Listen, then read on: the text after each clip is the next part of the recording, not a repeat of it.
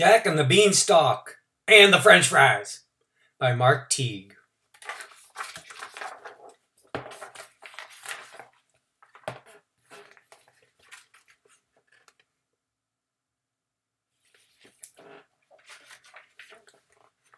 Jack lived with his mother in a small house at the edge of a village. They were very poor. They were so poor that when their cows stopped giving milk, Jack's mother feared that they would starve. "Quickly, son," she said, "take the cow to market and sell her for as much as you can. Everything depends on it." Jack headed off with the cow in tow, and after a while he stopped to rest. And when he did, a stranger appeared. "I'll trade you these magic beans for that cow," said the old man. "Magic beans?" said Jack. "You must think I'm a dodo." "Oh, not at all," said the stranger. "And these beans are quite magical. Plant them and you'll have all that you desire." "Honest?" said Jack. What he desired at that moment was food. "Honest," said the stranger. So they made the deal, and Jack returned home with the beans. "Foolish boy!" cried his mother. "You've ruined us!" She tossed the beans out a window and sent Jack to bed without any supper. And when he awoke the next morning, a strange light filled Jack's room. Giant leaves poked through the window. He stuck his head out and saw an enormous beanstalk growing in the backyard. "Ma!" he cried, running downstairs. "Check out the beanstalk!" "I already did, and look, I made us bean porridge for breakfast." Jack ate the porridge. It wasn't the best thing ever, but it beat starving. "Well, I guess our problem is solved," he said, and he headed off to school.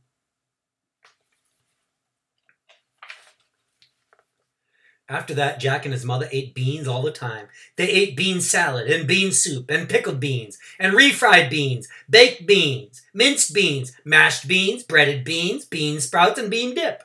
And after a while, Jack grew tired of beans. He dreamed of burgers. He dreamed of French fries. "Couldn't we have something else?" he grumbled, staring at his bean chowder. "Why would we want anything else?" said his mother. "Beans are nutritious and delicious, and best of all, they're free." And thanks to the magic beanstalks, there were always more of them. The stalk produced enormous quantities of beans. They grew through the spring, the summer, and the fall. Even in winter, they kept coming. And Jack's mother shared beans with the neighbors, and the neighbors' neighbors, and the neighbors' neighbors' neighbors. Soon the entire village was eating them. At first, everybody seemed grateful, but the feeling didn't last. At dinner time, Jack could hear the howls of children from blocks away. "Please!" they cried. "No more beans!" School was even worse. Kids glared at him over their bean-filled lunches. His classmates said, "It's all your fault. You never should have planted that thing." "I didn't," said Jack. "Not really." But nobody believed him. Big kids threw bean sandwiches at him. Bullies chased him home from school. "This has to stop," he thought, but he didn't know what to do. On his birthday, Jack was given a bean bag, a bean shooter, and a slice of bean cake topped with a dollop of iced bean. "That does it," he thought as he lay in bed. "The beanstalk has to go." And the next morning he grabbed a hatchet and he stomped outside, and he was about to give that stalk a good whack when the stranger appeared once again. "Wait," said the old man.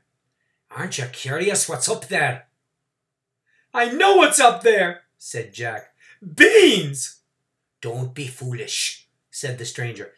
"Climb here. I'll give you a boost."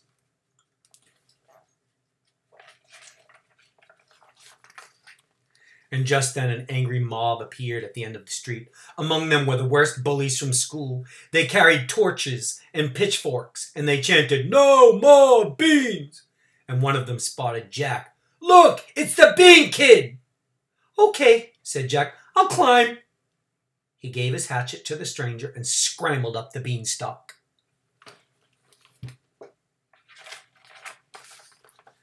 Up and up he went until the village looked small below him. Jack wasn't crazy about heights, but bullies were worse, and he kept climbing, and the beanstalk disappeared into a cloud, and he realized He was hungry for anything other than beans, but there was nothing to eat, and there was no way to go but up.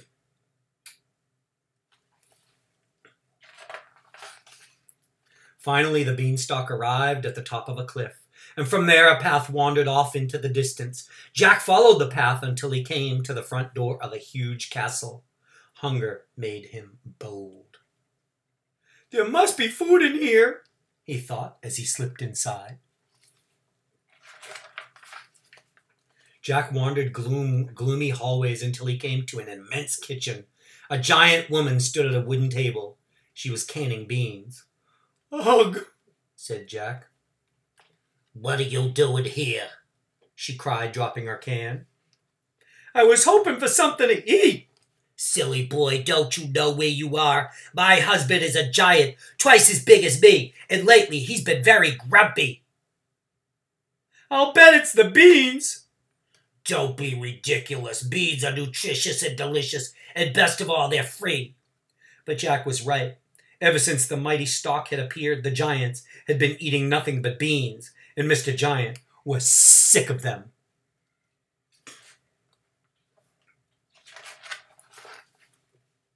Loud footsteps sounded in the hallway. "Fee-fi-fo! Say what's for lunch!" "Quick!" hissed Mrs. Giant. "You must hide."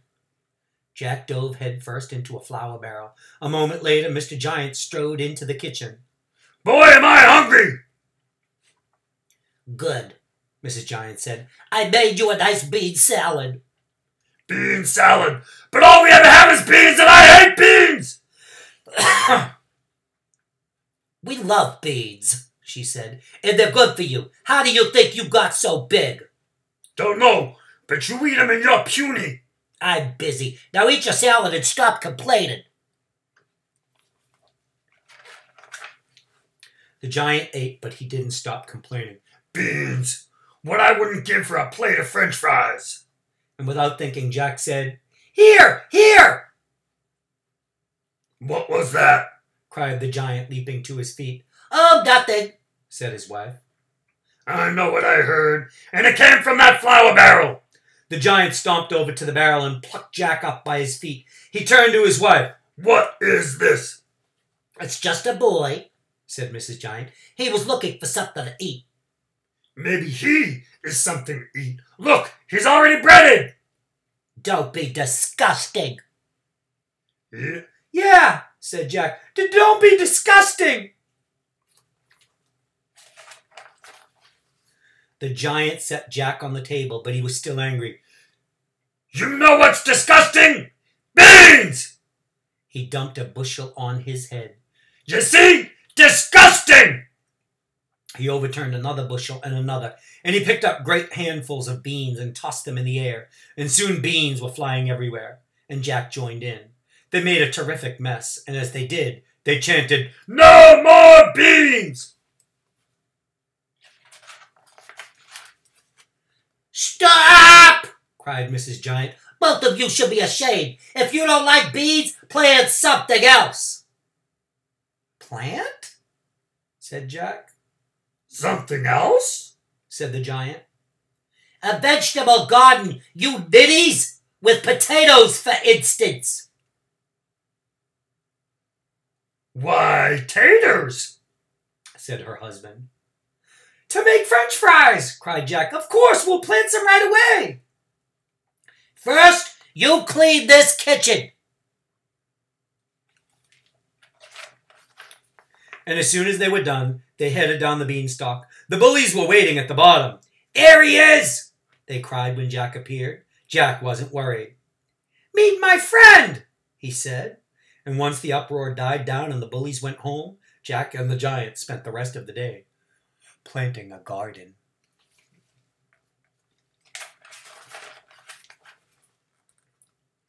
"Grow!" shouted the giant. "Patience," said Jack. And soon the giant grew bored and headed back up the stalk. But Jack tended his garden every day, and the vegetables grew and grew. In fact, whatever magic had produced the beanstalk seemed to be working on the other plants as well. And before long, the backyard was bursting with carrots and corn, potatoes, tomatoes, and asparagus. Everything was enormous. There was so much food that they didn't know what to do. So Jack and his mother cooked up a feast. The smell spread across the village and all the way up the Beanstalk, and by dinner time, everyone was there, even the giants.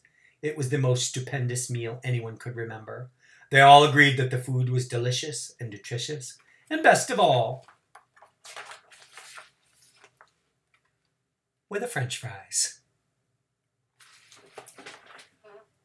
The end.